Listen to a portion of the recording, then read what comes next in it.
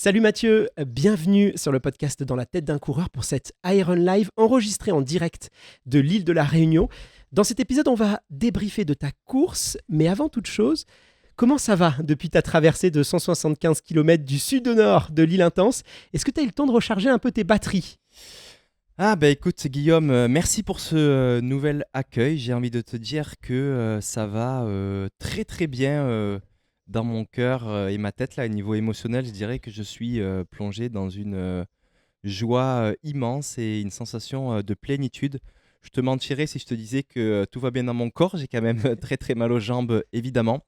Et puis c'est marrant parce qu'en venant ce matin pour te rejoindre, je pensais à la dernière fois où on s'était rencontrés sur ton podcast, c'était le lendemain de l'UTMB. Et j'étais dans un état émotionnel qui était totalement opposé, plutôt dans de la tristesse et de la déception. Et voilà, c'est ça qui est beau aussi dans le sport, c'est cette vie en condensé avec des hauts et des bas. Et là, clairement, entre les deux dernières courses, ça montre vraiment ce que sont les hauts et les bas sur le plan sportif.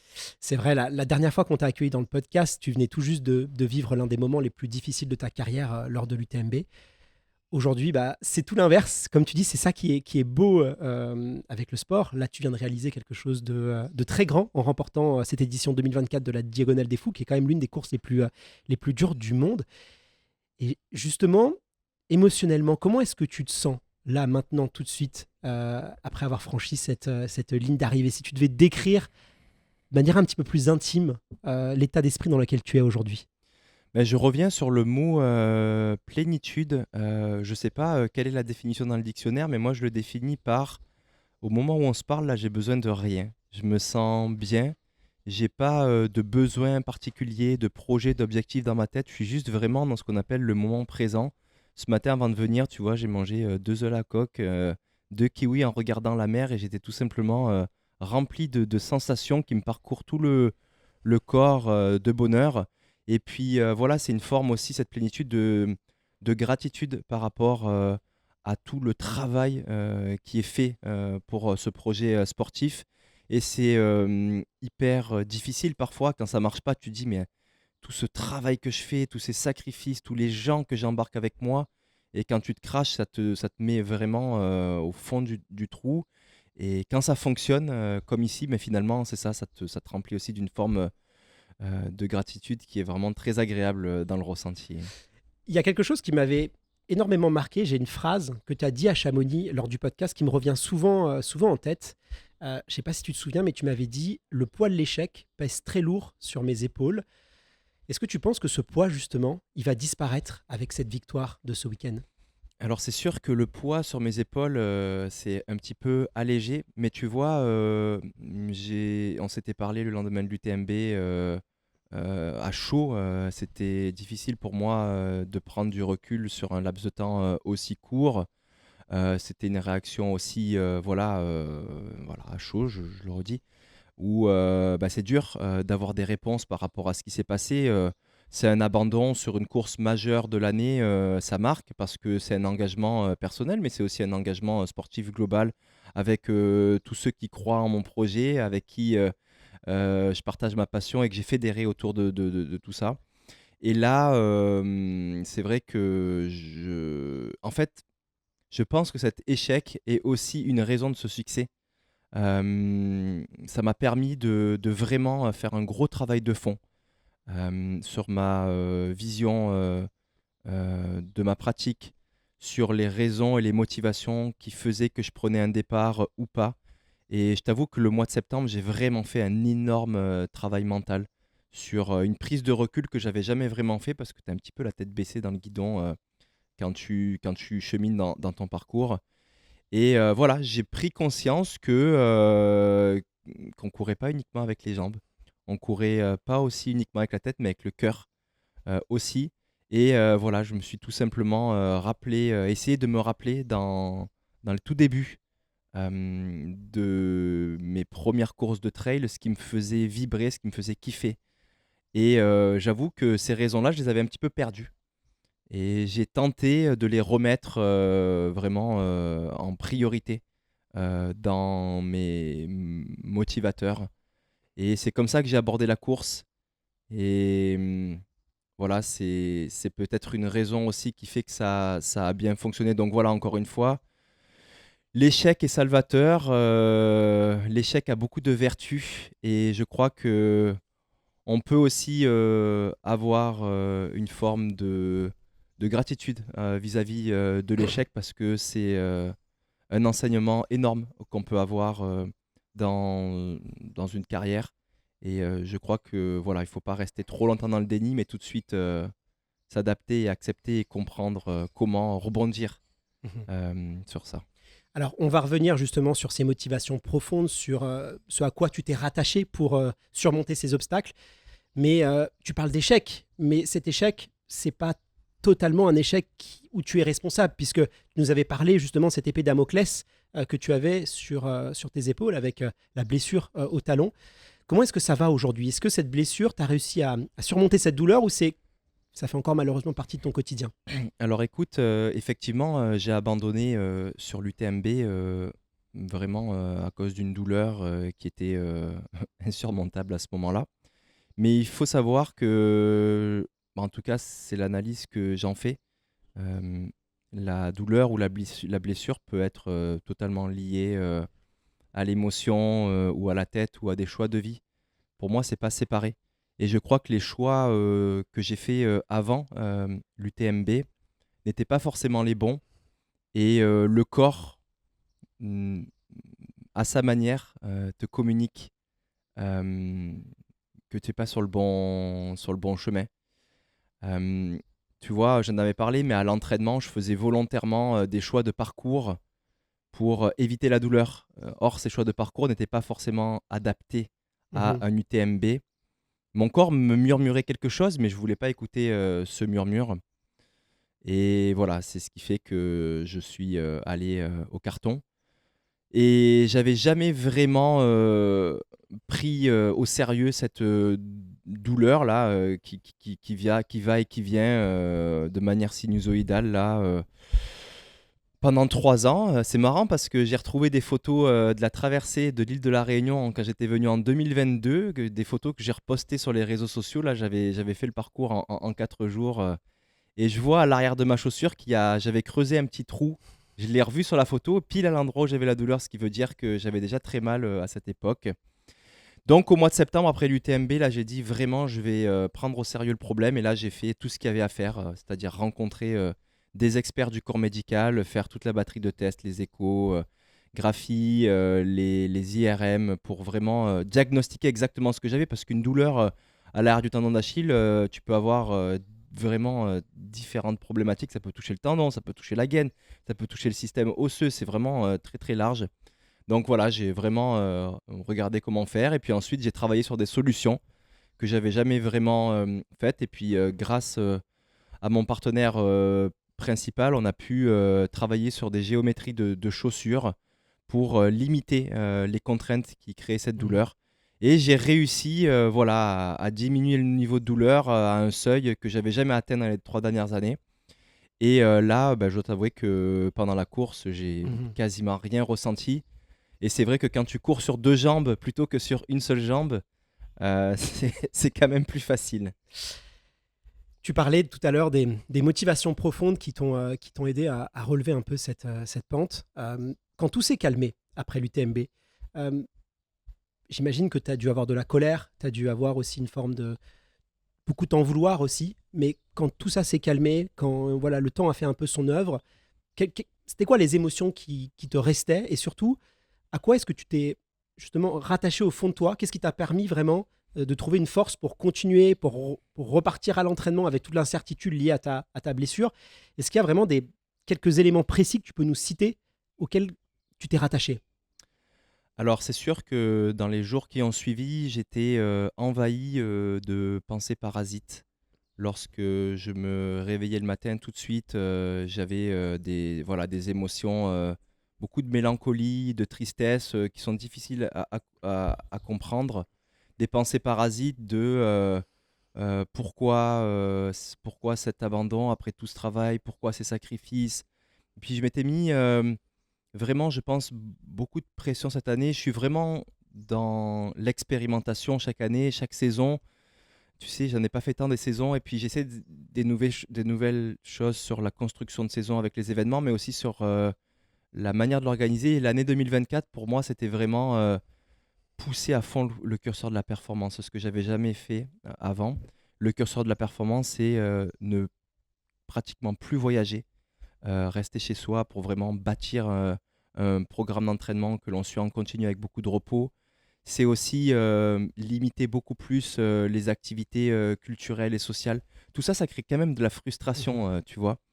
Et, euh, et après ce UTMB, j'étais vraiment, mais à quoi bon? Pourquoi j'ai fait tout ça? Ça m'a pas rendu si heureux que ça, à la fois dans le cheminement, mais aussi le jour de la course. Et voilà, ça a été un travail introspectif énorme.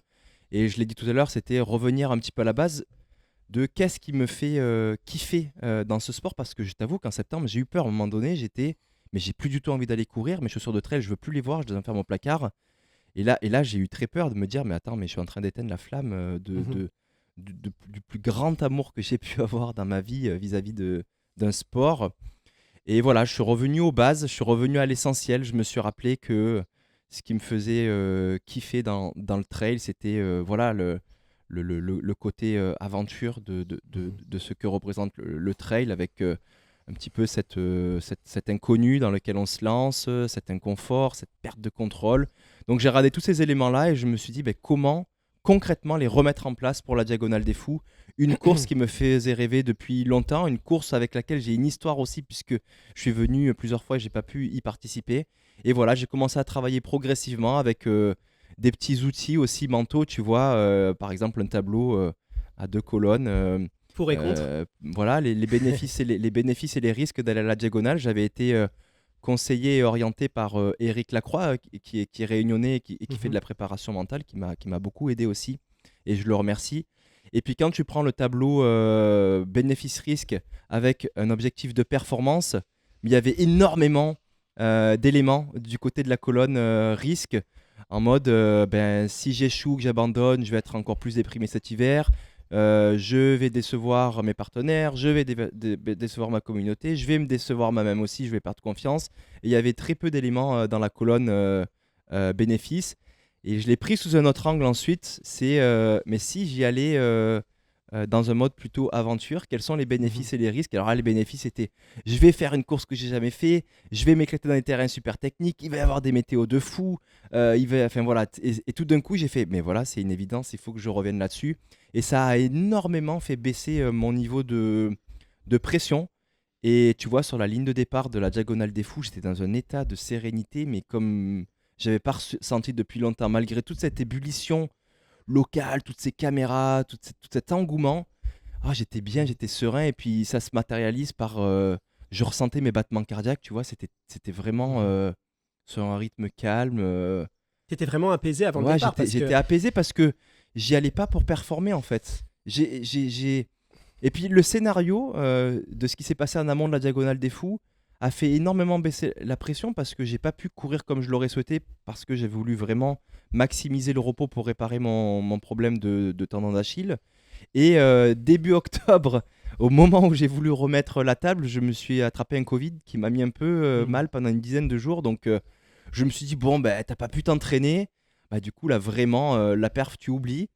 Et puis, tu vas essayer d'être finisher en vivant une grande aventure.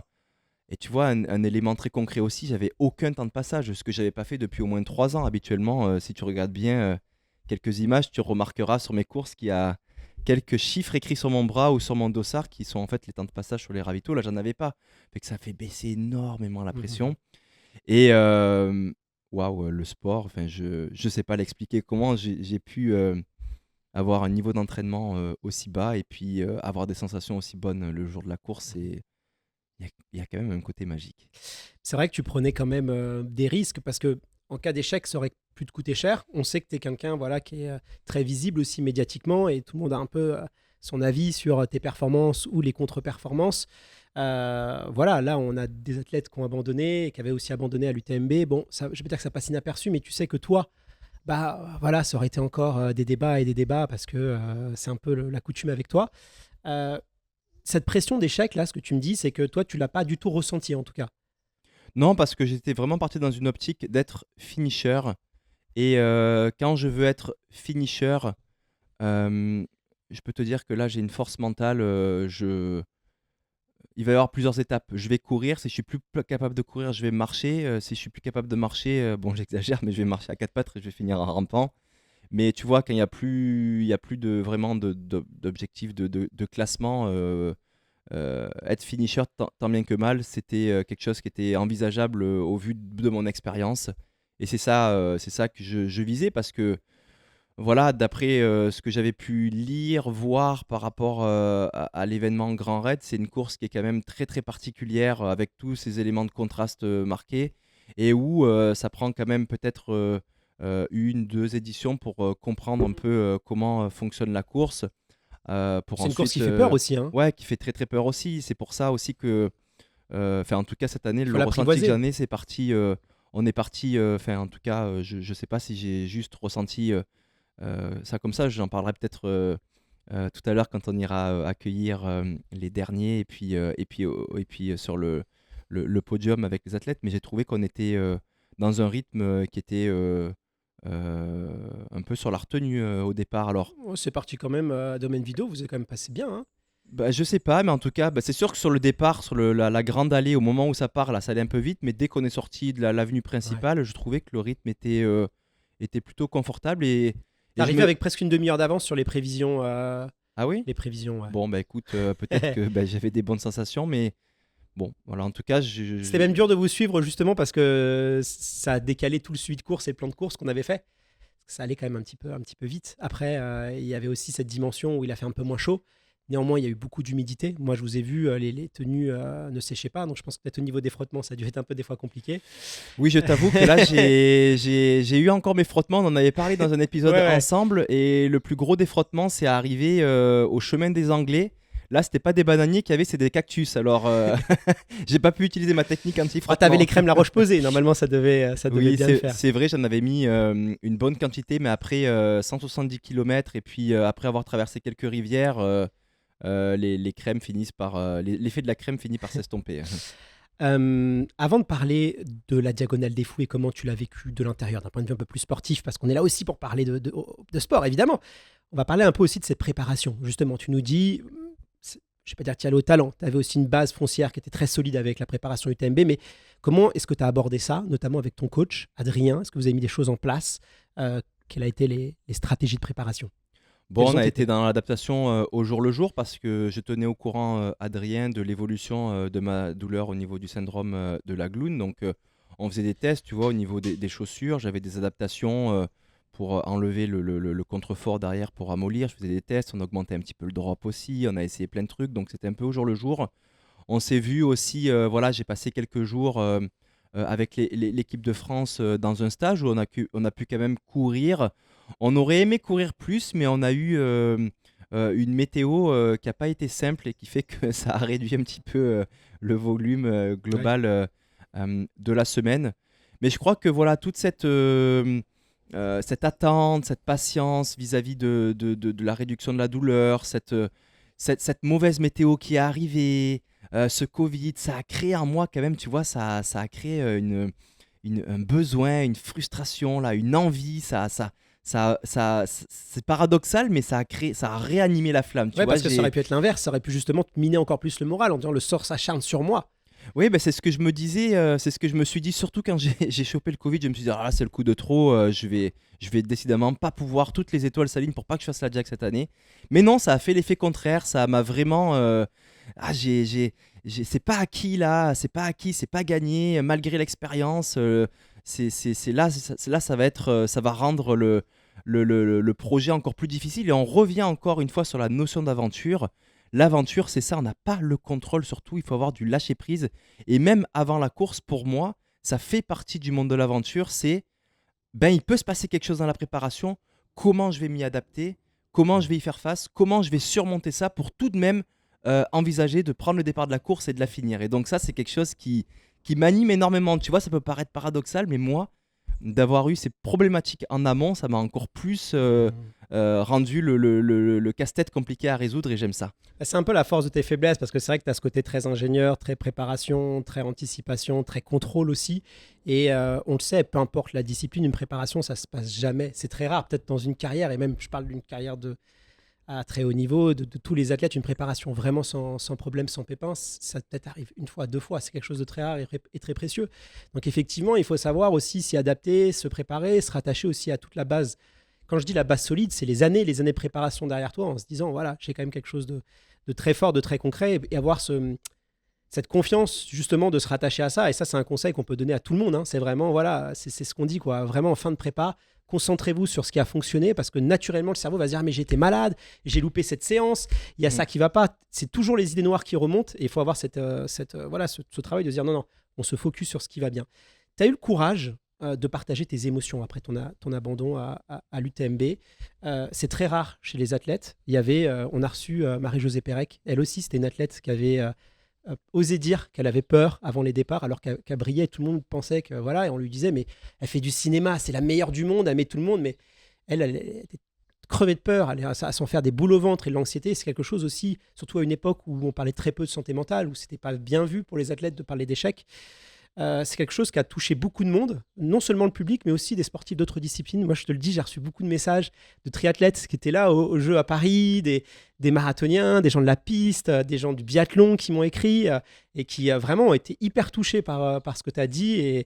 Et c'est top de se dire que voilà, finalement, ça fait rayonner aussi l'ultra-trail et ça permet aux sportifs qui se côtoient pas forcément, tu vois, de se connecter les uns aux autres. Est-ce que ce soutien que tu as reçu, parce que j'imagine que tu as reçu beaucoup, beaucoup de messages, nous on en a reçu des centaines, et toi j'imagine que ça doit être encore plus, est-ce que ça t'a aidé justement à surmonter cette étape, ce soutien du public? Oui, énormément. En fait, bon, tu le sais, j'aime beaucoup partager, raconter ce que je vis parce que, tu sais, aujourd'hui, le sens que je donne à ma vie, un petit peu cette sorte de mission, et pas uniquement individuel, le sportif qui va aller réaliser des courses et performer. Oui, ça me rend heureux, mais je trouve que c'est pas une mission ou un sens qui est assez grand sur mon utilité que je pourrais avoir sur Terre, je dirais. Et c'est vrai que quand des personnes m'écrivent en me disant que en partageant ces émotions aussi qui sont qualifiées comme très négatives, m'humanise, je ne sais pas si ça se dit, Ouais, humaniste. me rend plus humain et pas une machine, comme on Mhm. le dit souvent, ou un super-héros.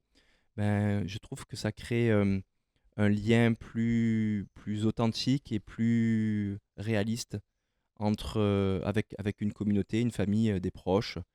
Et finalement, ça peut inspirer aussi et ça peut montrer que une course comme la Diagonale des Fous, parce qu'on est là pour parler de ça, non, c'est pas un défi impossible, c'est pas un rêve impossible, c'est à la portée de tout le monde parce que voilà, je partage aussi mes douleurs, mes souffrances, mes doutes et exactement la même chose que un amateur de trail qui voudrait y Mhm. participer. Et je crois que ça peut donner beaucoup de force, de courage et d'inspiration pour aussi aller Mhm. réaliser ce type de défis et d'objectifs qui peuvent paraître très très ambitieux mais tout à fait Mhm. faisables.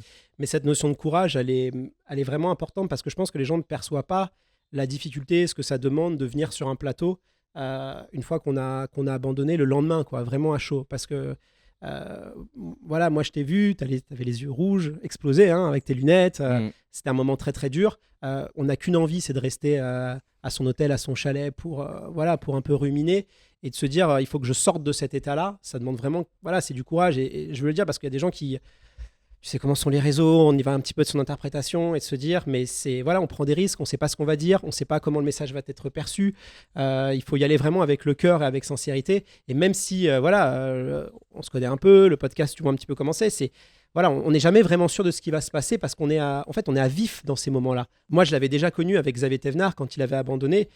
Et c'est vrai que c'est un courage, quoi. Je ne sais pas si j'aurais été moi à leur place capable de faire ça. Et je voulais vraiment souligner sur ça parce que voilà, c'est une prise de risque et très peu de personnes, en tout cas, ont cette force de pouvoir d'être à vif, en tout cas. J'aimerais revenir sur l'aspect sportif et justement sur les motivations qui t'ont poussé quand tu parles d'aventure et ce genre de choses. Parce que moi, je t'avoue que quand j'ai lu ton message, que tu as posté juste un petit peu avant la diag, où tu disais que l'aventure un peu t'appelait, que tu allais y aller au feeling, je me suis quand même demandé dans quel état d'esprit tu étais. Je me suis dit, je sais pas, peut-être qu'il a fait un stage secret, il est parti tout seul dans le Beaufortin, un peu en mode ermite, il est revenu transformé, il a mis la performance de côté pour la découverte. Alors c'est vrai que c'est un discours très touchant, voilà. Mais entre nous, est-ce que c'est pas aussi une manière subtile, peut-être t'as pas conjuré de sort, mais de dire que même sans préparation, tu vas quand même tout donner, parce que tu restes un athlète avant tout. Moi, je veux bien ce discours de la lutte contre soi-même, de tout ça, mais ça, c'est valable pour le grand public, c'est valable même pour des gens qui font un peu de performance, des gens comme moi. Quand on vise la performance, quand on est dans le haut niveau, évidemment qu'on va chercher à être le meilleur. Il ne faut pas être hypocrite par rapport à ça. Je veux dire, moi aussi, dans les domaines où je veux être juste meilleur que moi-même, c'est dans les domaines où j'excelle pas forcément. Dans les domaines où je suis bon, voilà, c'est normal aussi de vouloir donner le meilleur de soi-même et d'être très fort. C'est normal aussi quand on voit l'arrivée que tu as vécue, de vouloir revivre ça et de donner de l'émotion aux gens. Voilà, cette dimension aussi performance, il ne faut pas la mettre de côté. Réellement, toi, est-ce que, quand on voit aussi le départ, tu as pris la tête de course très rapidement, est-ce que un tigre ne perd jamais ses rayures? Est-ce que c'est pas quand même revenu, ce goût de la compétition sur la ligne de départ? Alors, c'est une très bonne question et merci de la poser, Guillaume. Euh, c'est vrai que c'est le trail, c'est l'esprit trail. Il y a une notion de plaisir qui est vraiment énorme et qui est présente tant chez les coureurs élites que chez les coureurs amateurs. Et ça, je peux vraiment te le confirmer. Se retrouver sur une ligne de départ d'une course d'une telle longueur, là, de 175 km, tu l'as parlé de peur tout à l'heure avec Marie-Josée Pérec, je peux t'assurer que j'ai très peur, je me chie dessus sur la ligne de départ. Et tant mieux, parce que c'est l'indicateur pour moi qui me dit que je suis au bon endroit au bon moment. Si j'avais pas peur, si je ressentais pas ça, je serais pas là. J'irais ailleurs, j'irais trouver un autre défi. Et ça, c'est vraiment quelque chose qui revient sur cette notion d'aventure et du plaisir que je vais prendre pendant la course. Alors, bien sûr, je suis aujourd'hui athlète professionnel et la performance fait partie de mes missions. Mais c'est ça aussi le trail, c'est vivre des bons moments et raconter des histoires. Et je trouve que parfois, on peut aussi, pourquoi pas aller sur une course moins bien préparée ou pas forcément avec l'envie mentale de se battre comme un tigre et de simplement kiffer le moment. Maintenant, c'est sûr que j'avais aussi imaginé, sans trop le mettre en avant dans ma préparation mentale, que bon, j'y vais pour le plaisir, je fais ma course, je crapahute dans la boue, au milieu des rochers, lever de soleil, je l'avais un petit peu imaginé tout ça. Et que si j'ai des bonnes sensations, pourquoi pas accélérer, me mettre un petit peu sur un rythme un peu plus inconfortable. Mais si et seulement si, je suis sûr, je reviens sur ça, de pouvoir aller au bout. Et voilà, donc ça, je ne pouvais pas le prévoir à l'avance. C'est la magie du sport. C'était pas du tout prévu d'avoir des sensations comme ça et j'ai encore du mal à l'expliquer. Tu vois, aujourd'hui, malgré que j'ai pas pu faire beaucoup de descentes en amont de la course, où tu vas faire un travail excentrique qui va te protéger un petit peu musculairement, j'ai pensé imaginer avoir des énormes courbatures aujourd'hui. Alors, je suis un petit peu courbaturé, mais j'ai déjà eu des courbatures plus importantes en ayant un meilleur niveau de préparation. Donc, franchement, là, le corps humain, je le comprends pas. Non, mais j'en apprends tous les jours après chaque course. C'est vraiment, il y a quelque chose de magique. Hein. Il faut sortir du cadre, du cadre scientifique trop cartésien là, parce qu'il y a vraiment un truc magique qui se passe et l'engagement aussi mental qu'on veut mettre dans notre corps le jour de la course. Des fois il est là, des fois il n'est pas là. Des fois notre corps il nous lâche d'un coup. On a des douleurs énormes en plein milieu de la course. Malgré une bonne préparation et tout ça, ça peut faire peur, mais ça me passionne. Donc voilà, c'était objectif numéro 1, prendre du plaisir. Et puis s'il y avait bonne sensation, appuyer un petit peu. Et c'est ce scénario-là qui s'est passé. Écoute. T'as pas hésité, en tout cas, t'as pas hésité parce que très vite, t'as pris la 3e position au domaine vidéo, donc après 14 km de course. T'as même imposé quand même un rythme assez fort. Donc ça, c'est bien. C'était une stratégie quand même qui était... En tout cas, moi, je l'ai perçue assez offensive et j'étais content de te voir aux avant-postes de la course parce que, voilà, je te dis ça parce que c'est vrai que quelquefois dans l'ultra-trail, mais même dans l'endurance, parce que c'est valable aussi sur marathon, il y a une part on va dire, d'inconnu qui est très fort, surtout quand on s'initie à ces distances-là, parce que tout peut se passer sur une course d'endurance, que ce soit sur un ultra-trail ou un marathon, tout peut se passer. Comme tu dis, le corps peut réagir, voilà, on ne peut pas tout prévoir, il peut réagir de manière bizarre, mais ce rapport des fois aussi à la compétition, je le trouve un petit peu particulier dans le monde de l'ultra, parce que c'est vrai que souvent, et ça c'est peut-être aussi un échange de culture entre moi qui viens plutôt du monde de l'athlétisme, où la compétition, c'est quelque chose aussi de noble, parce que c'est aussi de se dire qu'on a besoin des autres pour se dépasser. C'est aussi de se dire que, parce que souvent dans les grands duels, il y a aussi des liens d'amitié qui se créent, qui sont forts et qui même des fois dépassent. Souvent, j'entendais des athlètes qui me disent, mais moi je suis en contact avec quasiment plus personne depuis que j'ai arrêté ma carrière, mais mes adversaires, eux, je suis resté en contact. Et c'est ça qui est beau aussi, parce qu'ils ont créé des liens, mes adversaires entre guillemets. Mais il y a ce côté qu'on a besoin des autres pour se dépasser. Et c'est vrai que sur trail, dès que tu dis un peu, tu parles de compétition, ça peut être mal perçu. Et j'ai des fois l'impression qu'on confond la conquête. La conquête, c'est tous les coups sont permis, on veut dépasser les autres, avec cet esprit de compétition qui est aussi le sport. Est-ce que toi, tu es à l'aise justement avec cette notion? Parce qu'on a vu ce que vous avez fait avec Jean-Philippe Tchoumi. Votre bataille, elle était quand même belle. Un coup, je passe devant, un coup, je passe dans l'autre. À la sortie de Mafat, Jean-Philippe, il dit, il est très fort aujourd'hui, Mathieu. Il va être très dur à battre en pleine course. Et ça, je trouve ça beau parce que tu vois, c'est aussi une forme de respect. Et tu vois, il a rien lâché, il s'est battu jusqu'à la fin. Après, il a cédé un peu de retard, mais il s'est battu avec une telle force, quoi. Et à la fin, tu vas l'accueillir, tu te prends dans les bras. C'est des belles images. Pourquoi finalement j'ai l'impression on est un peu pas à l'aise avec ça sur Ultra Trail. En tout cas, il y a un discours qui veut dire qu'on est pas égoïste, mais très centré sur soi. C'est sympa d'être centré sur soi, mais c'est bien aussi de compter un peu sur les autres et de cet esprit d'émulation. Oui, clairement. Alors, je pense que entre le regard spectateur externe et ce qu'on vit vraiment au cœur de la course, il y a une énorme différence. Moi, j'ai déjà vécu plusieurs fois d'être dans un moment de compétition assez fort pendant une course où on va être bien placé. Je me souviens par exemple de cette UTMB 2022 avec Kylian Jornet, où vraiment, quand on s'est retrouvés ensemble, on s'est mis dans une forme d'élévation mutuelle plus que je veux te planter un couteau dans le dos. Et vraiment, ce jour-là, ça a créé cet état d'adrénaline, d'euphorie en nous, qui nous a permis de nous pousser beaucoup plus que si on avait été tout seul, et qui nous a permis de faire cette course à un temps beaucoup plus rapide que si on avait été tout seul. Et ce scénario, je l'ai vécu dans d'autres courses, notamment sur cette Diagonale des Fous 2024. Je l'ai revécu. Alors, tu parles de Jean-Philippe Tchoumi, mais j'ai passé une bonne partie de la nuit en amont avec Benjiman. Voilà, c'est des athlètes que on passe pas de temps ensemble dans la vie de tous les jours parce qu'on habite tous aux quatre coins de la France ou voire de la Suisse. Et puis, on se retrouve là pendant des heures à crapahuter au milieu de la nuit. Et c'est vrai que on n'a pas les mêmes forces et les mêmes faiblesses. Ce qui est marrant, c'est qu'il va toujours y en avoir un qui va être un petit peu mieux en descente, un peu mieux en montée. Ce qui fait qu'on se tire un petit peu comme si, tu vois, tu prends des relais en cyclisme. Alors là, tu profites pas de l'aspiration, enfin plutôt de la coupure du vent parce qu'on ne court pas à 40 km/h. Mais il y a quand même cette émulsion et le fait d'être avec quelqu'un, de suivre ses pieds qui va te donner un motivateur supplémentaire et on s'aide en fait, on s'entraide. On avance comme ça, on est en mission d'essayer de rejoindre le ravitaillement suivant ou même si on se projette un petit peu plus loin la ligne d'arrivée. euh, en passant tous les obstacles qui sont devant nous et en s'aidant en fait. Et donc c'est vrai que la nuit on a pu s'entraider avec Ben pour se pousser justement dans ce coteau Kervegen là, qui est le bord de la crête de Sillaos, qui est hyper technique. Et on était là ensemble, voilà, on avait quelques mots parfois d'encouragement, tu vois, à un moment donné je l'ai entendu tomber derrière, j'ai ralenti un petit peu pour savoir si ça allait bien, il m'a dit oh, je suis juste tombé, ça va.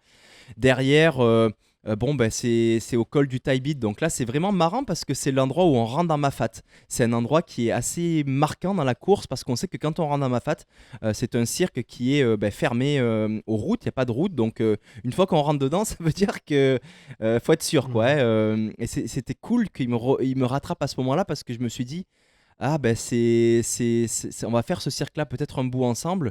Jean-Philippe, c'est quelqu'un qui est hyper costaud, hyper fort et qui a de l'expérience sur la diag. Et c'est marrant parce que en fait, on s'est poussé de partout, en montée, en descente, mais plutôt que d'avoir, en tout cas, je ne sais pas comment il l'a ressenti lui, mais plutôt que d'être, moi, dans une pensée de ah, je veux le tuer, je veux le pousser. En fait, j'étais plutôt dans une optique de jeu. Je m'amusais vraiment comme un gamin, là. Je le voyais descendre à fond devant moi, il est très très fort en descente. Et plutôt que de me dire ah, fais chier, il va trop vite, je vais le perdre, je vais me faire une cheville, j'étais en mode ah, ouais, le petit enfoiré là, il va à fond, allez, je vais essayer de le tenir. Je serais jamais descendu aussi vite, tu vois. Je vais essayer de le tenir, j'essaie d'observer comment il plaçait ses pieds pour les placer au même endroit sur les pierres. C'était vraiment une forme de jeu et j'ai peut-être même progressé en descente grâce à lui. Et tu vois, moi j'étais après un petit peu mieux que lui sur les genres de faux plats montants. Et puis c'est moi qui passais devant, là il s'accrochait derrière. Donc pareil, il devait se dire peut-être allez, je fais l'effort de m'accrocher. Ça lui permettait de parcourir ce cirque un petit peu plus vite. Et finalement, on s'est amusé, on s'est élevé. Et puis comme tu le dis, le but c'était pas de se détruire, mais ensemble de performer, quoi. Et ça, je trouve ça très très beau dans ce sport. Et puis je peux t'assurer que je pense que si l'un ou l'autre on s'était fait mal à une cheville ou quelque part, on se serait arrêté pour aider l'autre. On n'aurait pas tracé en disant ah, ah, ça y est, je l'ai battu et je vais le laisser tout seul. C'est pas du tout l'esprit. Non, mais c'est ça, il faut pas tout mélanger, justement. Et c'est vrai que des fois, alors on me dit oui, vous les journalistes. Alors déjà, moi je suis journaliste, non, moi je suis passionné avant. Et ce que j'aime, c'est vrai que c'est les émotions. Tu parles de ton duel en 2022 avec Kylian Jornet, mais c'était absolument incroyable. Tu vois, justement, on a vu comment vous vous êtes tirés les uns vers les autres. Moi je l'ai vu, Kylian, comment il était dans le mal. On l'a reçu aussi après dans l'épisode. Il m'a dit, mais moi c'est quand Mathieu me remonte. Il me dit un mot. Et là, je me dis, ça y est, il faut que je sois digne aussi de cette course, de la compétition, montrer que je suis là. Et là, voilà, on a vu la fin de course qu'on a eue. Et ces images, elles sont incroyables. C'est ce qui fait aussi la beauté de ce sport.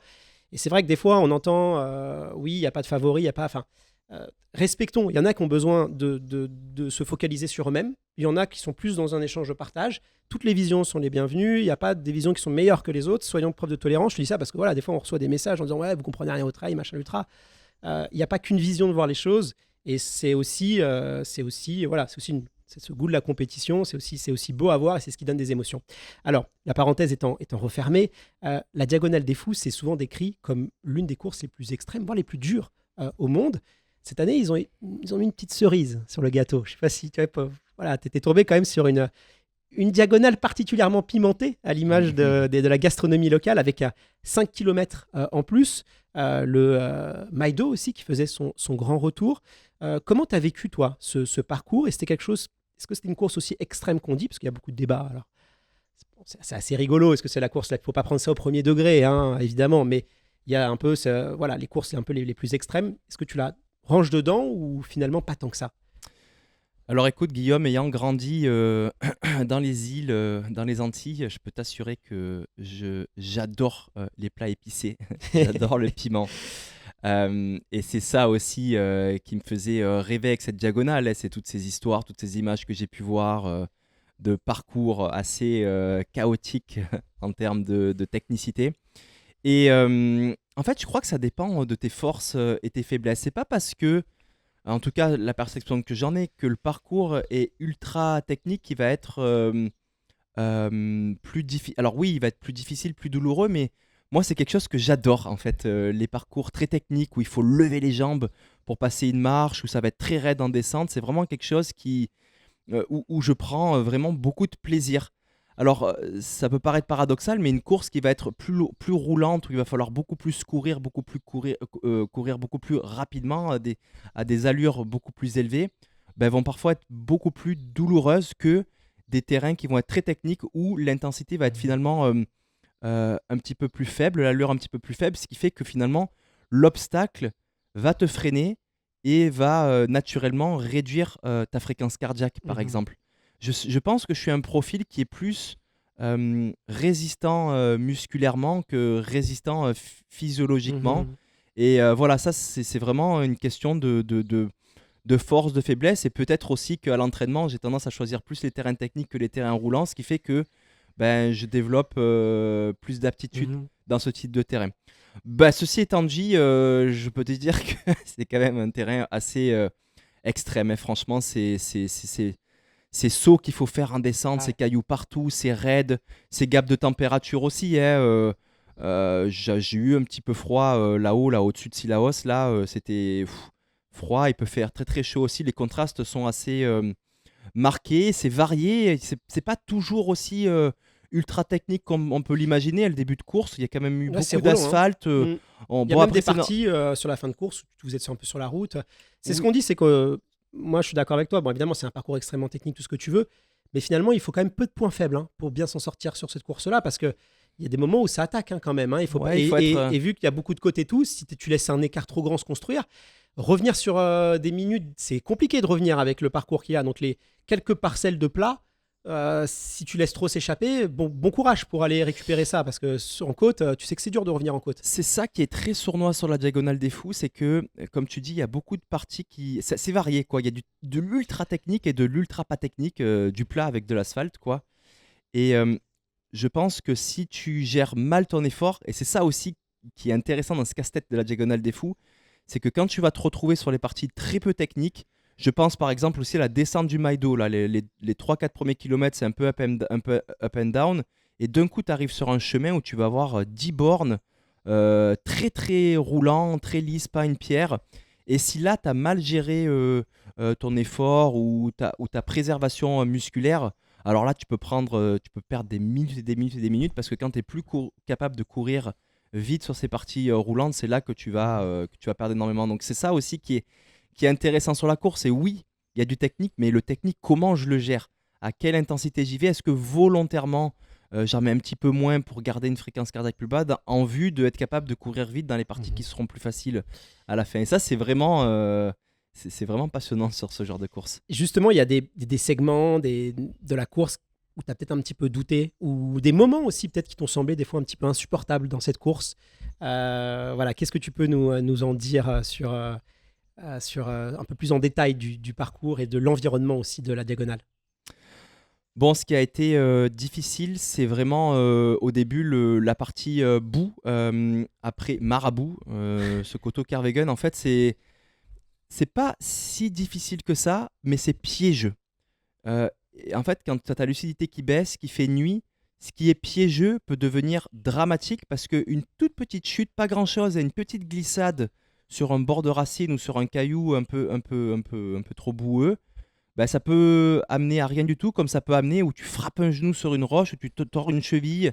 Et voilà, une chute banale peut vraiment mener à un abandon. Donc c'est ça qu'il faut vraiment être très vigilant sur la diagonale des fous parce qu'il y a des dangers, des petits pièges qui peuvent paraître anodins mais qui peuvent finalement te causer un accident. Donc il faut faire très très attention et évidemment, au plus la course avance, au plus le niveau de lucidité baisse et au plus ça devient difficile de ne pas se faire mal. Je me souviens aussi de cette sortie au Maïdo. Waouh! Tu pars d'en bas de la rivière où d'ailleurs on s'est arrêté avec Jean-Philippe pour se rafraîchir un petit peu et se prendre une petite douche là pour se rincer un petit peu de l'accumulation de boue et de terre qu'on pouvait avoir sur nous. Et quand on a commencé la montée, mais j'ai cru que c'était infini. Je crois qu'il y a quasiment 1800 mètres de dénivelé Ouais, c'est un délire. positif dans des cailloux Ouais.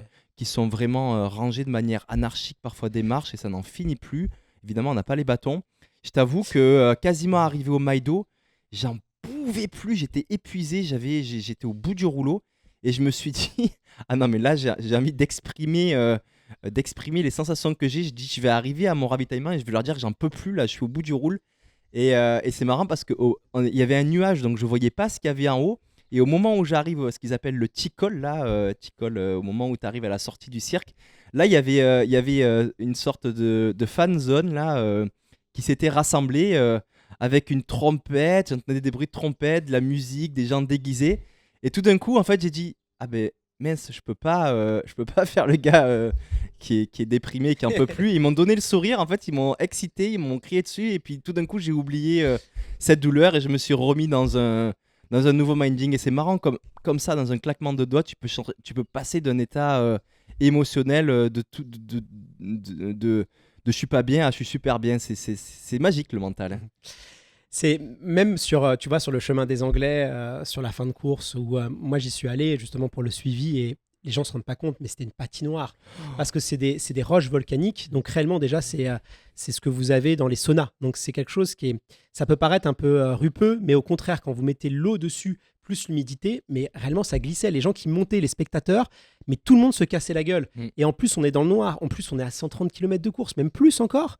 Donc il y a l'influx nerveux et tout. Mais putain, je me suis dit, mais comment tu fais psychologiquement pour gérer ça avec dès que tu mets un pied ça glisse, tu peux te casser la gueule, c'est des pierres, donc si tu tombes sur ça je te dis pas comment tu peux te faire mal, mais je me dis mais c'est inhumain quoi, cette course là c'est pas pour rien qu'on l'appelle la diagonale fou, c'est qu'à chaque fois t'en peux plus, ils t'en remettent, tu crèves, c'est pas pour rien qu'il y a 40% d'abandon, et en plus comme tu dis il n'y a pas les bâtons, et ça c'est quelque chose. Surtout toi, Mathieu, qui a cette réputation d'être l'un des coureurs qui optimise le mieux les bâtons. Tu étais l'un des premiers à les utiliser, notamment en descente. Il y avait certaines langues qui disaient, voilà, sur la diagonale des fous, Mathieu sans ses bâtons, je ne vais pas dire qu'il n'est plus rien, mais voilà, c'est des choses qu'on entendait. Aujourd'hui, tu as montré que les cocos, même sans bâton, tu sais faire. Mais est-ce que ça change la donne quand même, cette spécificité parce que c'est vrai que les bâtons, ils pourraient être utiles quand même sur ce parcours. Oui, et d'ailleurs, c'était une peur que j'avais énormément, voilà, énormément avant la course. C'était une énigme pour moi de découvrir comment mon corps allait être capable de faire 10 000 mètres ish, quasiment 11 000 de dénivelé positif sans bâton, parce que moi, je pense que le maximum que j'ai dû faire dans ma vie sans bâton, c'est peut-être 3 000 mètres en course ou à l'entraînement, tu vois. Et c'est vrai qu'en fin de course, quand il y a des dénivelés de 10 000, parfois je me dis, mais là, si j'avais pas les bâtons, là, je ne serais pas capable de monter. Donc ouais, c'est une particularité, mais finalement, regarde, ça, tu prends une autre position, tu utilises moins le haut de ton corps. Je pense que le haut du corps est aussi très demandant au niveau énergétique, parce que quand tu appuies sur des bâtons, tu as tout un engagement de tout un système en haut, triceps, biceps, pectoraux, dorsaux, la ceinture abdominale qui est énormément consommatrice d'énergie. Peut-être qu'on fait une économie d'un côté qui en donne de l'autre. Et ça fonctionne. Après, je pense que ce qui joue énormément sur le grand raid, et ça c'est quelque chose, c'est aussi pour moi une évidence, c'est le renforcement musculaire.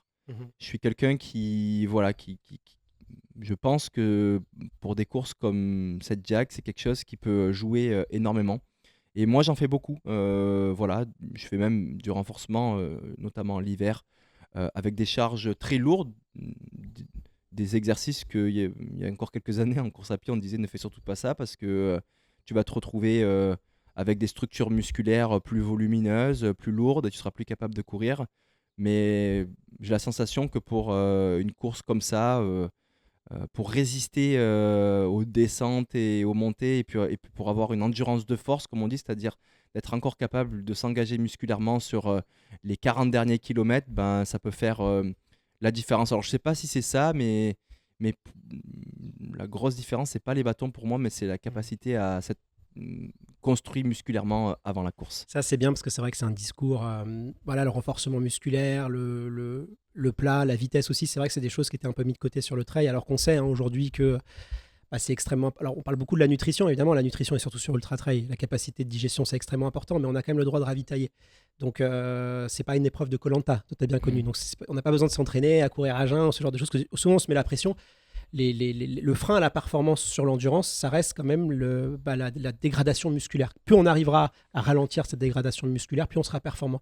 On parle des super shoes sur marathon. On dit souvent, on dit que c'est un peu des moteurs, on dit que c'est des choses qui permettaient d'aller plus vite. Non, la première qualité de ces chaussures, c'est la préservation musculaire. C'est-à-dire que vous allez être un petit peu moins saturé. Et il y a eu des tests qui ont été faits sur l'UTMB, des études qui étaient hyper intéressantes. Justement, on a un peu mesuré la dégradation musculaire des coureurs, et c'est impressionnant. Donc plus vous allez réussir à ralentir cette dégradation, plus ça va être fort. Pareil sur les montées, on sait qu'il y a des corrélations jusqu'à 20% des côtes. Plus vous êtes rapide sur plat, plus vous êtes efficace sur les descentes. Mais il y avait toujours ce côté, Kylian Jornet, il fait pas de muscu. Alors, Kylian Jornet, à 4 ans, il montait déjà des... Vous voyez ce que je veux dire, c'est qu'effectivement, si vous avez un passif et que vous montiez, vous aussi, vous avez des ascensions à 4 ans, croyez-moi, le renforcement musculaire, vous l'avez fait. Mais si vous avez commencé un peu plus tard, si vous êtes citadin, vous n'avez pas développé les mêmes qualités musculaires. Donc, voilà, on s'était un peu trop appuyé sur quelques pionniers, sur quelques montagnards qui avaient en fait de manière naturelle développé ces qualités-là. Mais aujourd'hui, voilà, il faut avoir ces aptitudes, sinon c'est même pas la peine. Tu mets combien de séances de renforcement musculaire justement, et qu'est-ce que tu fais concrètement? Tu travailles avec de la charge lourde, tu peux nous en parler un petit peu? Oui, alors en moyenne, c'est à peu près 2 séances par semaine. Bon, il y a des semaines où évidemment, je ne vais pas en faire, hein, en l'occurrence cette semaine ou les semaines qui précèdent les courses. Ça va être, bon, ça va être il va y avoir des macrocycles et des microcycles comme dans un programme d'entraînement de course à pied. Bon, de manière générale, l'hiver, je dirais que je fais beaucoup de renforcement musculaire, donc des charges très lourdes, bipodales, donc sur les deux jambes, des séries courtes et des nombres de répétitions courtes, tu vois, peut-être 3 fois 3 charges très lourdes à Explosif, ouais. 80-90% RM. Non, plutôt Mhm. excentrique souvent, donc tu retiens le mouvement à la descente D'accord. et tu pousses pour remonter. Et ensuite, au plus on va se rapprocher des courses, au plus je vais aller dans des spécificités sur des mouvements qui vont ressembler à celui de la course, comme des fentes sur un pied, des montées sur mollet, sur bord de marche sur un pied. Voilà, tandis que l'hiver, ça va être des mouvements qui vont être des squats, des deadlifts, qui ont dans le mouvement, on a moins l'impression que c'est un mouvement de course à pied, mais qui vont quand même structurer la fibre musculaire. Mhm. Alors, j'aimerais maintenant qu'on parle un peu de ton arrivée. Parce que voilà, c'est une arrivée sur un stade avec des milliers de personnes, avec le peuple réunionnais qui est vraiment dans les rues, qui s'approprie aussi cette course. Ça, cette dimension locale, elle est hyper forte parce que, bah oui, quand tu as des familles, quand tu as des mamans, quand tu as des papas, des enfants, des gens, une course populaire, quoi. Tu cours vraiment pour les gens. C'est pas seulement, c'est bien d'avoir les passionnés, mais c'est bien aussi d'avoir cette dimension populaire et festive. C'est quand même assez impressionnant. Et voilà, moi, j'ai vu les gens sur le stade. En plus, avec ton histoire, avec tout ce que tu as traversé, ton arrivée, elle était extrêmement émouvante pour les gens qui étaient présents sur là. Il y avait des gens, voilà, je te cache pas que j'avais quand même les larmes aux yeux, quoi. Je sais qu'aussi les gens qui nous suivaient à distance depuis la métropole aussi étaient extrêmement émus. Et même toi, j'ai eu l'impression que quand tu as franchi la ligne d'arrivée, j'ai l'impression que cette victoire, elle avait quand même un petit goût un peu différent. Toi, comment tu l'as vécu de l'intérieur à ce moment-là? Est-ce que tu peux nous dire les émotions qui t'ont traversé? Parce que c'était quand même, c'était beau, quoi. Réellement, c'était beau cette ligne d'arrivée.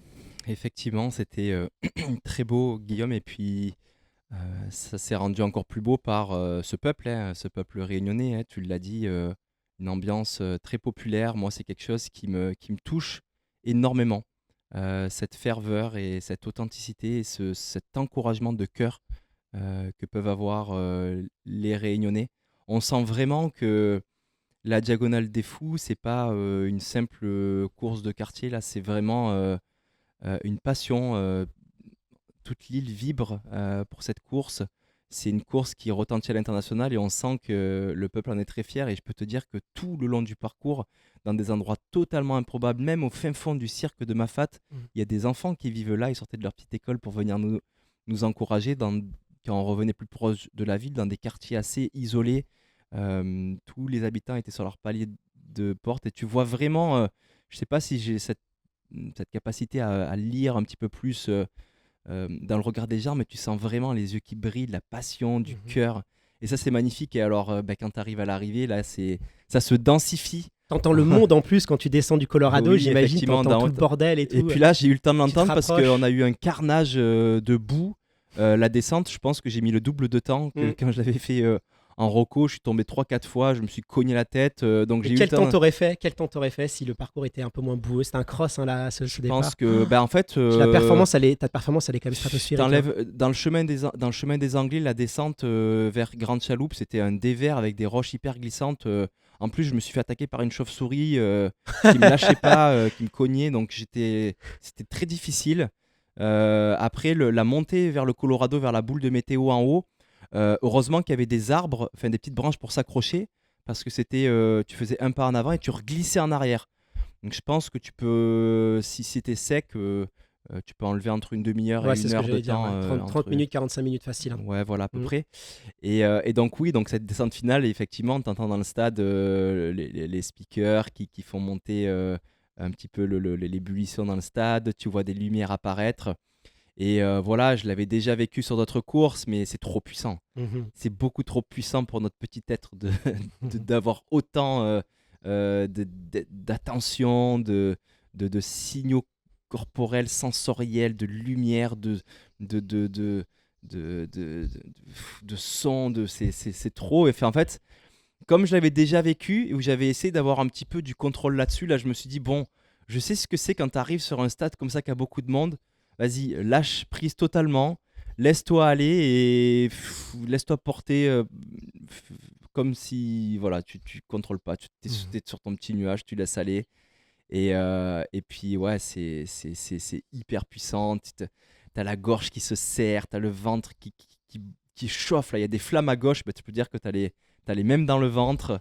Et puis là, quand tu arrives, tu vois des regards familiers aussi. Tu vois, je voyais ma maman à gauche qui était en pleurs, mes proches, Alix qui m'a soutenu tout le long. Il faut savoir que pour l'assistance, c'est aussi une course. C'est énorme de pouvoir ravitailler. C'est très, très difficile. Voilà, donc tout ça, c'est super puissant. Et puis voilà, je suis encore de. Sur les Quand petits nuages. j'y repense, Et c'est. c'est ça qui est beau, c'est pour ça, voilà, la victoire, elle a du sens. C'est pas forcément le meilleur qui gagne, voilà, c'est celui en tout cas sur à l'instant T qui est le meilleur. Et voilà, quand on a la chance de vivre ça, évidemment que c'est des émotions qu'on va rechercher. Il n'y a pas d'honte à ça, c'est incroyable. Voilà, c'est des moments qui sont extrêmement précieux dans une vie. Et c'est des victoires-là, je pense qu'il faut pouvoir le vivre pour le ressentir. Et c'est vrai que toi, tu as la particularité que tu as sorti des très grosses perfs. Mais c'est la première fois que tu remportes l'un des 4 majors du trail, donc Western States, Hard Rock 100, UTMB. C'est un peu comme, tu sais, alors dans le monde du sprint, il y avait Asafa Powell, on le disait souvent, c'est un peu les rois sans couronne. C'est-à-dire qu'ils sortaient des grosses perfs, mais ils n'arrivaient pas à gagner des grands championnats. Toi, maintenant, ça y est, tu as mis à ton palmarès la diagonale des fous. Est-ce que, justement, parmi ces 4 majors, est-ce qu'il y en a encore une qui te fait un peu plus rêver que les autres et que tu as envie d'aller mettre aussi à ton palmarès? Bon, tu sais, la diagonale des fous, c'est peut-être celle qui m'intriguait le plus et qui me faisait rêver le plus parmi les 4 majeurs que tu as cités. Bon, c'est sûr qu'il y a le côté aussi mythique de la course, mais aussi le côté île. Voilà, c'est quelque chose. Moi, je suis attaché aux îles. J'ai grandi, j'ai ces sensations, cette chaleur humide, ces plats épicés. Il y a toute cette ambiance qui m'anime énormément. C'est cette âme, en fait, des îles s'accorde avec mon âme. Donc voilà, cette course-là me faisait vraiment rêver. Et puis bon, la remporter, c'est bien. Voilà, c'était un objectif de vie, mais bon, c'est pas non plus une finalité parce qu'encore une fois, moi, ce qui me passionne, c'est courir en nature et kiffer. Et voilà, que tu finisses premier ou dernier de la course, tu fais le même sentier, tu vis les mêmes choses, les mêmes obstacles. Et ça, je trouve ça vraiment merveilleux. Et donc, parmi les courses que tu as citées, il y en a que j'ai même pas encore couru. Tu vois, Hard je pense Rock. par exemple à la Hard Rock. Tu vois, Guillaume, je trouve parfois que les gens sont un petit peu durs avec leur jugement parce que j'ai pas 20 ans d'expérience. Hein. Je pratique ce sport de manière un peu plus sérieuse depuis pas si longtemps au final. Et il faut être très très humble hein, vis-à-vis de l'ultra trail. C'est plus que des capacités physiologiques et mentales, c'est vraiment beaucoup d'expérience qu'il faut prendre. Et ça, il y a que le temps qui t'amène de l'expérience. T'as beau écouter des podcasts, discuter avec des experts ou lire de la bonne littérature, l'expérience reste quand même quelque chose d'important dans le processus et le cheminement. Donc voilà, j'ai encore du temps. Je reparticiperai à des courses majeures auxquelles j'ai déjà participé. Je participerai aussi à des courses majeures auxquelles j'ai pas participé. Tout ça est passionnant. Mais en tout cas, il faudra à l'avenir, là, il y a l'hiver qui va arriver, mais la grosse leçon que je tire de cette diagonale, c'est de choisir la bonne course au bon moment pour les bonnes raisons. Mhm. Sinon, ça ne fonctionnera pas. Mais c'est vrai que le calendrier, moi, je me souviens, on avait discuté notamment à la Maxi Race voilà, je peux le dire après coup, mais c'est vrai que moi, je sais pas pourquoi intimement, je me suis dit c'est pas forcément une bonne chose qu'il aille sur l'UTMB cette année. On en avait discuté, et puis voilà, moi je te voyais pas venir. Je me suis dit, va se concentrer sur l'UTMB. Bon, après, on réécrit l'histoire, c'était hyper formateur, mais c'est vrai que voilà, si on enlève la casse UTMB, tu arrives là, tu gagnes, tu vois, c'est une autre histoire. Il faut pas, voilà, mais c'est notre histoire. Mais moi, en fait, d'ailleurs, tu as déclaré récemment sur les réseaux que justement participer chaque année à des courses comme l'UTMB, revenir tout le temps, créer une sorte de routine de pression, c'est pas forcément la meilleure idée. Mais comme je dis tout à l'heure, moi qui viens pas de ce monde-là, c'est vrai que c'est quelque chose qui m'avait beaucoup choqué dans le monde du très haut niveau de l'ultra trail, c'était cette planification. Parce que dans le très haut niveau, par exemple en athlétisme, on fonctionne en olympiade. Donc comment ça se passe?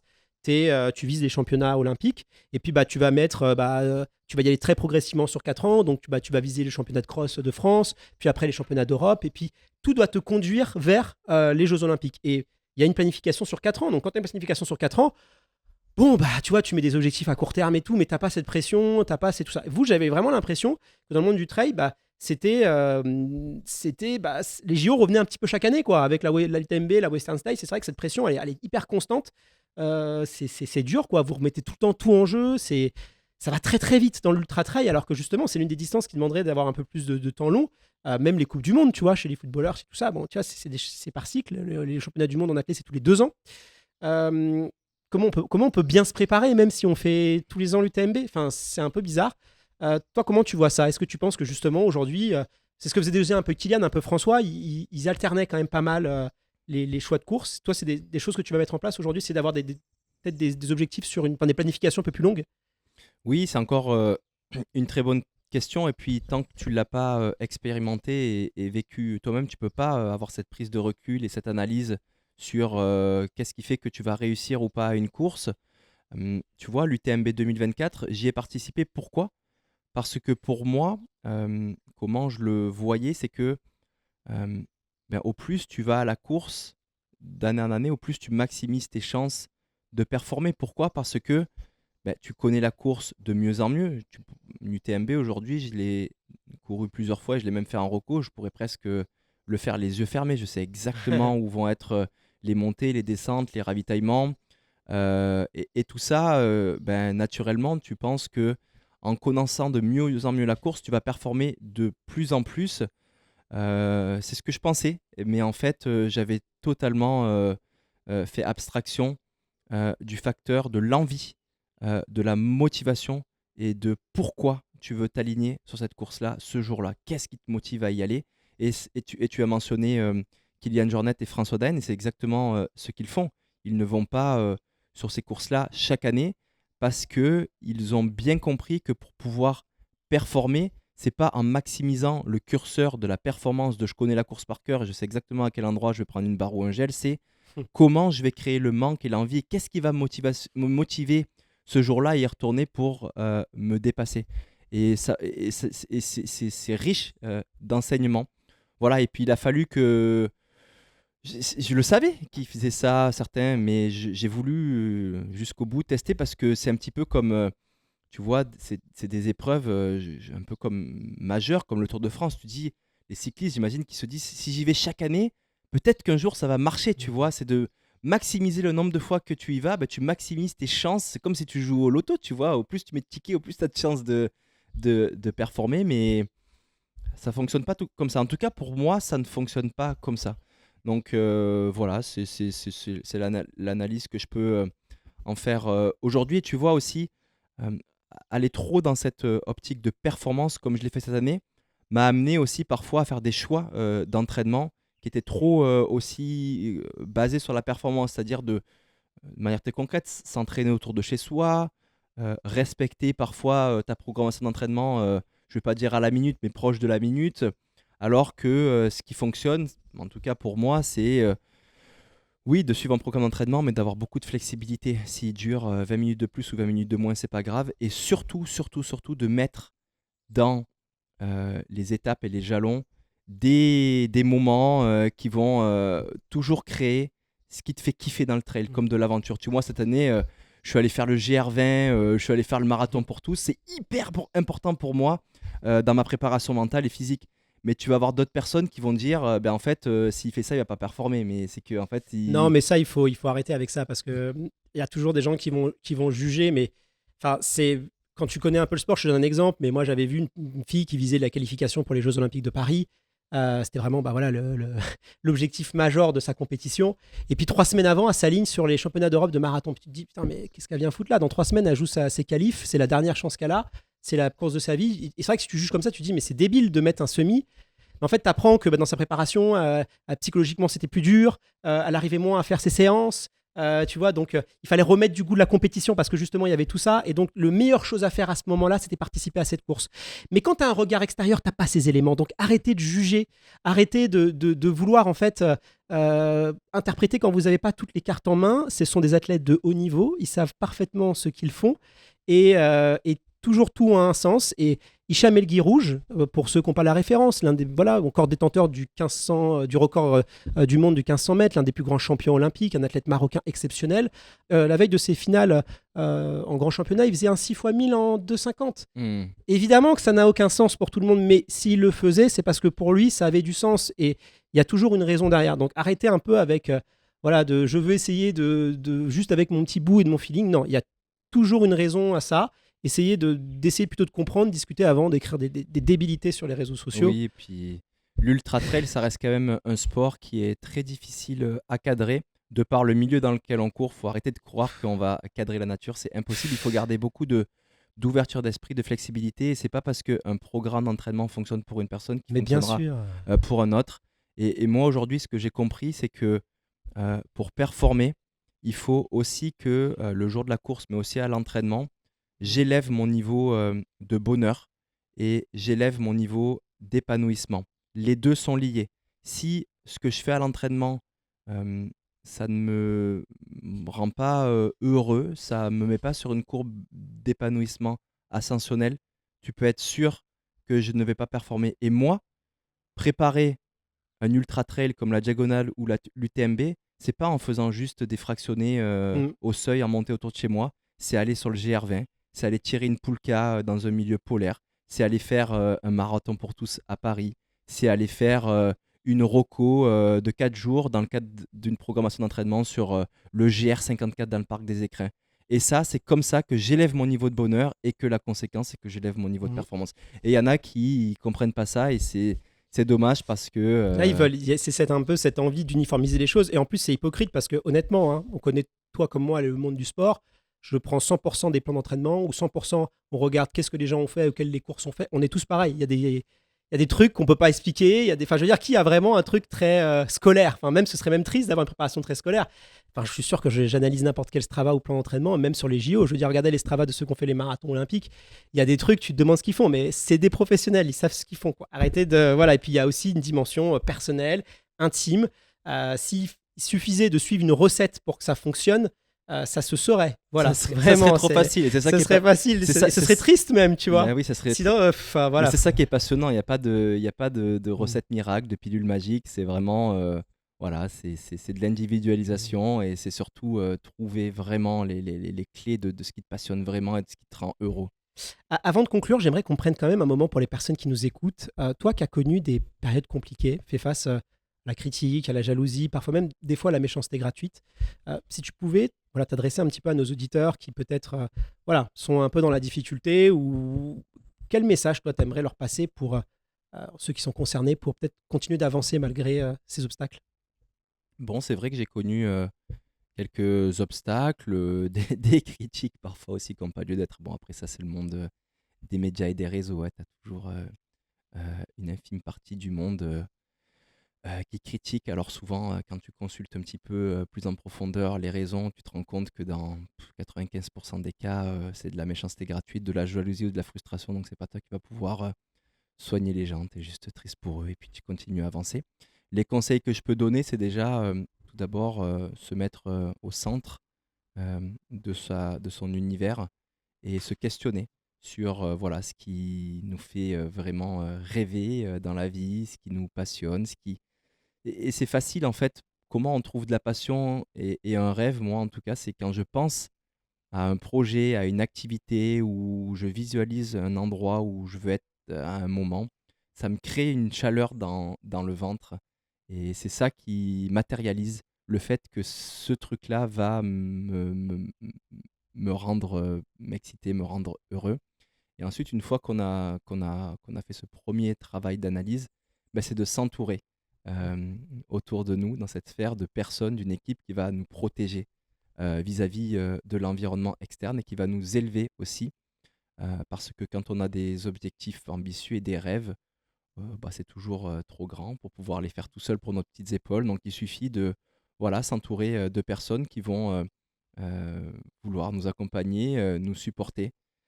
Ces personnes-là n'ont pas besoin d'être des experts. On a souvent tendance à penser que quand on va aller dans un domaine, mais il faut absolument s'entourer des experts du domaine. Non, il faut surtout s'entourer de personnes qui sont passionnés aussi par notre projet, même s'ils y connaissent rien et qui ont l'envie de nous supporter de n'importe quelle manière, d'une manière qui peut être mentale, qui peut être aussi logistique.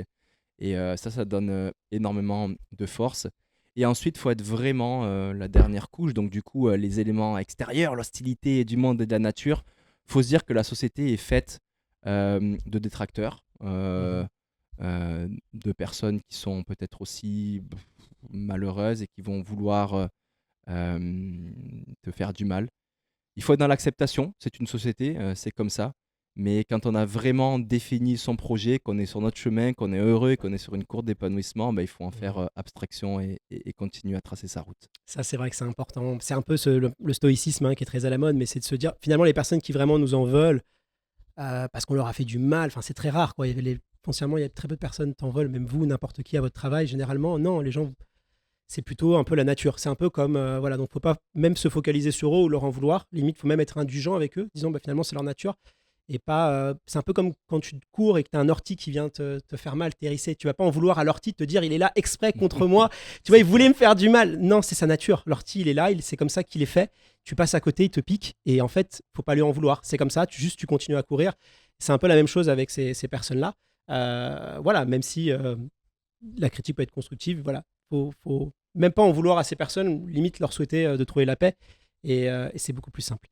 Merci beaucoup Mathieu d'avoir partagé ces moments avec toi. C'était trop bien de pouvoir t'avoir après l'UTMB. Du coup, ça continue d'écrire l'histoire. Je te souhaite une bonne saison hivernale maintenant. Et puis au plaisir de voir ce que tu nous réserves parce que je suis sûr que tu vas nous donner encore beaucoup d'émotions. Merci beaucoup à Iron d'avoir rendu cet épisode possible. Merci également à l'Office du tourisme de l'île de la Réunion de nous avoir accueillis, de faire en sorte de faire rayonner cette île intense qui est extrêmement magnifique. Puis au Tama Hotel aussi qui nous a accueillis où on enregistre ce podcast dans de très très belles conditions. Merci beaucoup. Rendez-vous dès lundi prochain pour un nouvel épisode du podcast Dans la tête d'un coureur. Prenez soin de vous. À très vite.